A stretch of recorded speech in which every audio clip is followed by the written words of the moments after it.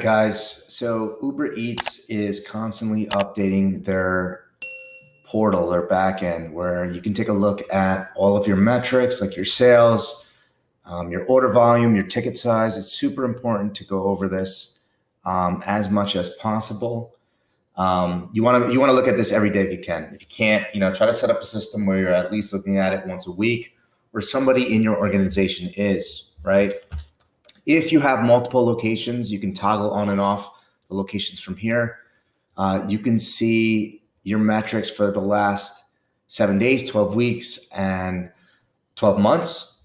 I kind of wish you could do something a little bit more custom, right? Like let's say the last 30 days or the month of October, November, but this is good enough for now, right? And a lot of the metrics that we're looking at is missed orders, inaccurate orders, your downtime, canceled orders. Top eats is which is something I'll go over. Top selling item, customers, total customers, and menu feedback, which is kind of cool. Right, so let me go back real quick. I'm sorry about that. All right, so if we're gonna look at my sales here, right, I can toggle all my locations. I can click off last 12 weeks, right? Last 12 months. And we can look at different metrics and order volumes, right? And you can see some type of trend analysis here, right? So the last 12 months is the dark solid line at the top. The last year's numbers, it looks like, right, are these dashed lines. And it looks like we're up year over year. And there's a lot of like interesting patterns that are happening here. And it depends on how like you were affected. Right now we're in New Jersey, most of our locations. We were shut down for about 3 months or so. So you can see a significant dip here. Then we reopened in June and things started to take off, and now we're entering, winter season here. So it looks like our sales are starting to dip off, and we do have some locations that are closed down. So that's why it looks like our current year versus our year over year last year is up. Our current sales are down compared to year over year. We're down 15%.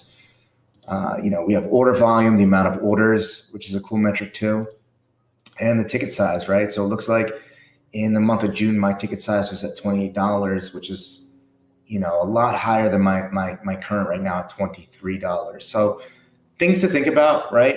Operations, missed orders, right? So these are things that you really want to pay attention to. The amount of missed orders that you have, all right? It's not anything crazy. Remember, this is over, 17 locations. So I'm probably averaging 1 or 2 missed orders per location, right? How do you miss an order? When an order comes through the tablet and your staff or your employee or your cashier fails to hit that accept button, you're going to miss that order. You don't want to do that, or you don't want to take too long. If you take too long, you'll get ranked in Uber. What I highly recommend and what I suggest is that you get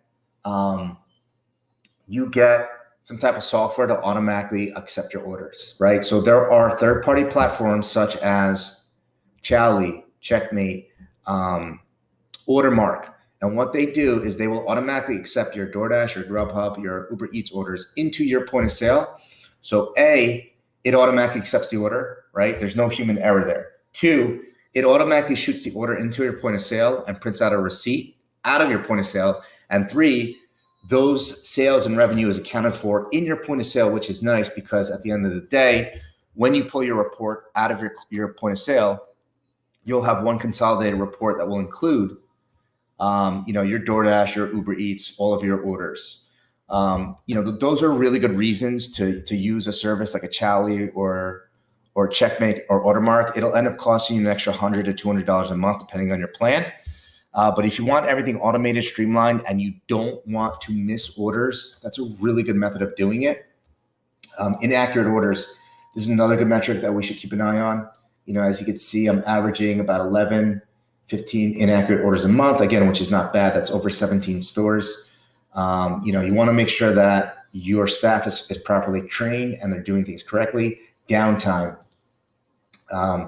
It says I have a lot of downtime here, but mind you, these are locations that are not active anymore. So I believe it's counting a lot of these locations. What downtime means is it'll look at your hours, which you're supposed to be open. And let's say you pause your tablet during the day or you're too busy, right, et cetera, and you're down for like an hour, you're down for like an hour tomorrow. It's going to take a look at that and it's tracking those metrics. So you need to keep an eye on it, especially if you're not present in the location or you have multiple locations. You want to know how much downtime there is, because when you're down, you cannot make sales, right? And something's going on that's bottlenecking your operations. If you want to learn more about Restaurant Manager, I suggest you read this. Anybody that's selling on Uber Eats, you should go through this so you understand everything. Top Eats. This is a really cool new program that Uber Eats has rolled out with to, they give you metrics, which I will explain in another video on what Top Eats are and how to stay on top of those metrics, right? So you want to gamify yourself and make sure that you're hitting these metrics because it'll help you with your listing and it'll help you rank higher. Here's something that's super important. Top selling items, right? You want to know what you're selling and you want to optimize your listings around these items. Why are some of these listings selling so well? If they are, how do you get people to buy more of them? And also, you want to make sure that these are the most profitable items. You can see I could do, we're blurring some of these out here, but I can tell you that a lot of my top items are all in the same category here.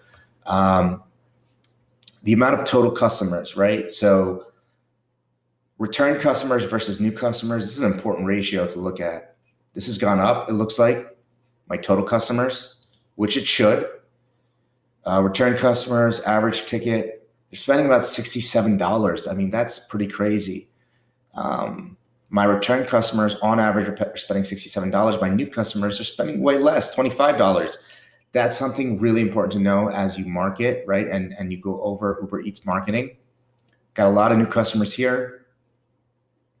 They only do one average order. My return customer, it says average order of one, which doesn't make any sense if they're a return customer. What I think that means is a return customer comes back for a second time. But you could see the amount that's spent of $67 versus $25. I mean, it's almost 3x there. And menu item feedback, which is, it's really important to look at your menu item feedback and see what people are saying. If I click on it, we can look over stuff like tasty, fresh, good, areas for improvement. We're getting a 90% overall rating. This is a good metric to look at. But knowing what is going on, not tasty, small portions, right? Last 7 days, customer reviews. So we have all these reviews here that people are leaving on the actual menu item. It's not a review on the order, it's on the menu item, right? And highest to lowest rated reviews for here's all your menu items broken down, and they kind of average it out, which is pretty cool. And you can kind of see what's going on, right? No ranch or dressing. So really, really important stuff here to go through. And again, looking at the overview, also there's reviews. Very important. We have 1,600 reviews here. The thing about Uber Eats is that they hide the customer's information. You don't know who the customer is. You only know their first name, last initial, what they ordered. And you can reply to the reviews. You can see that we've replied to a lot of them. All right, replied. We have somebody in our organization that goes through one by one and replies. Okay, so you hit reply, and you can just go through, reply. You can even send an offer, which is awesome. Like if they didn't have a good experience, send them an offer, right? Give them, $5 off, $11 off. It's a really nice thing that Uber Eats allows you to do. And you can see the order, what they ordered. So there is some information that's broken down to you. The last thing up here from the overview is the delivery handoff. Uber delivery partners give your restaurants a thumbs up or a thumbs down after dispatch. So these are the delivery drivers. What they're saying about your operation here. Was it professional? Was it a long wait? Poor packaging? Right? So their stuff is important too. Their reviews, what they're leaving, long wait, right? Make sure you're going through here. And if I want to know what location this was, this long wait, right? It doesn't really tell you. You have to look, you get the order ID, which is kind of annoying, and you have to look up the order transaction. So all this information is here. Go through it. I suggest at least going through your overview, at least once a week. I'll cover this more in depth, right? But you can see, here's a nice little breakdown.